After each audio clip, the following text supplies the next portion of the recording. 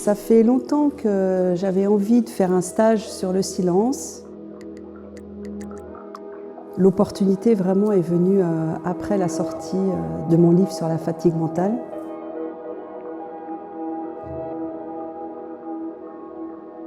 On a pu faire des pratiques diverses dont je parle dans mon livre, les pieds à la terre, la méditation, le Nadi Shodhana, le pranayama.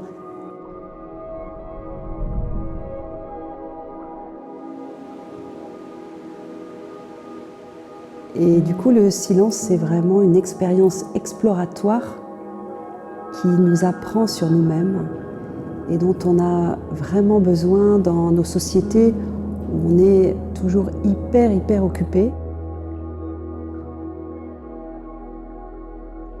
Le silence que je redoutais un peu était quand même très peuplé, on va dire, parce que comme on est en groupe, il y a une présence qui est très importante.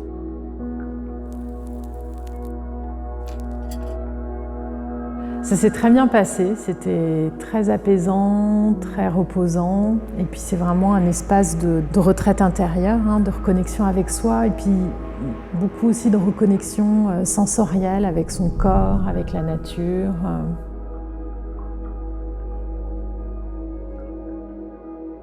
Moi je ne savais pas trop à quoi m'attendre, c'était la première retraite que je faisais en silence comme ça.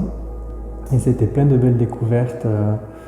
Sur moi, sur la nature, sur plein de techniques aussi pour gérer les émotions qu'on rencontre quand on est en silence.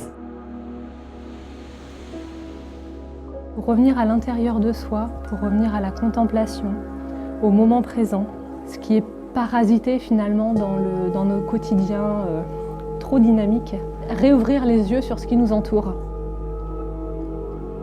Elle est très à l'écoute, elle ressent vraiment ce qui se passe dans le groupe, qui ne parle pas, nous ne parlons pas entre nous, ça se fait dans la joie, donc ce n'est pas quelque chose de rébarbatif du fait du soutien d'Isabelle.